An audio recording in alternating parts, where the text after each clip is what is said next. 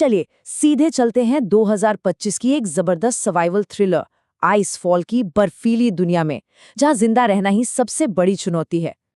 इस पूरी कहानी के केंद्र में है $20 मिलियन। मतलब इतनी बड़ी रकम कि किसी की भी दुनिया पलट सकती है। पर ये कोई तिजोरी में बंद खजाना नहीं है, बिल्कुल नहीं। ये तो फंसा हुआ है एक बर्फीले वीराने की गहराइयों में, जहां तक पहुंचना मतलब समझिए मौत को सीधी दावत देना। तो सवाल ये उठता है कि इसे हासिल कौन करेगा?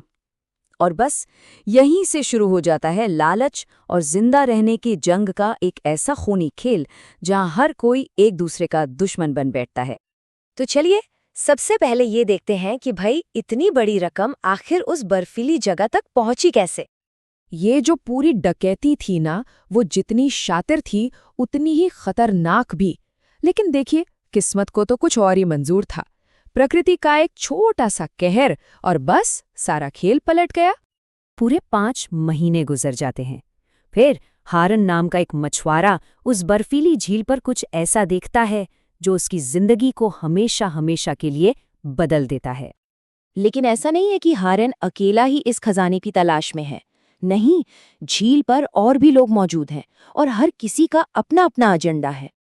अब देखते हैं कि कैसे ये जो खजाने की खोज है वो एक खूनी टकराव में बदल जाती है। तो यहाँ पर कहानी के 2 पक्ष एकदम साफ नजर आते हैं।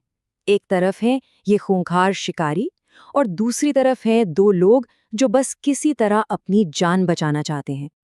और जैसे ही इन दोनों गुटों का आमना सामना होता है, बस गोलियों की आवाज से वो शांत बर्फीली वादियां गूंज उठती हैं।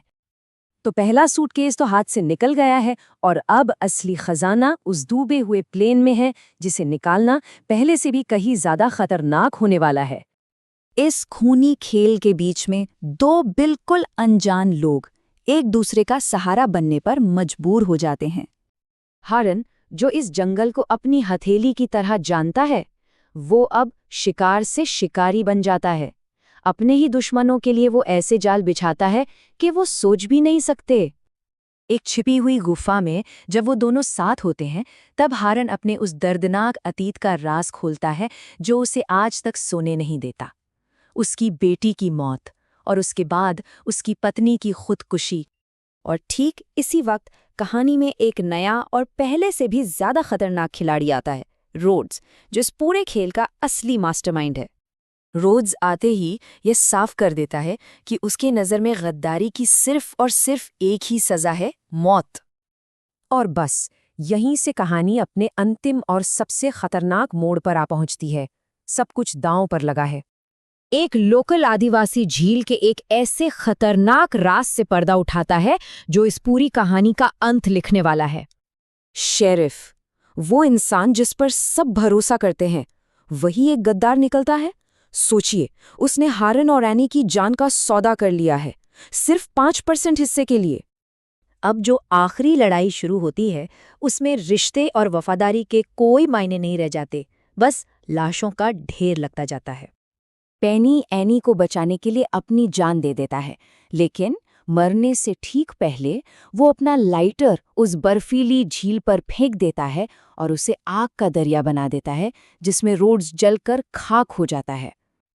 अब सिर्फ 3 लोग बचे हैं और उनके बीच जिंदा रहने की एक आखिरी जबरदस्त जंग शुरू होती है। आखिर में हारन पैसों के लालच को छोड़कर इंसानियत को चुनता है। वो सारे के सारे पैसे एनी के कबीले को दे देता है और अपने अतीत के बोझ से आज़ाद होकर एक नई जिंदगी की तरफ पहला कदम रखता है। और ये कहानी हमें एक बहुत गहरे सवाल के साथ छोड़ जाती है कि प्रायश्चित की असली कीमत क्या है? क्या ये पैसे से चुकाई जा सकती है या ये सिर्फ एक एहसास है?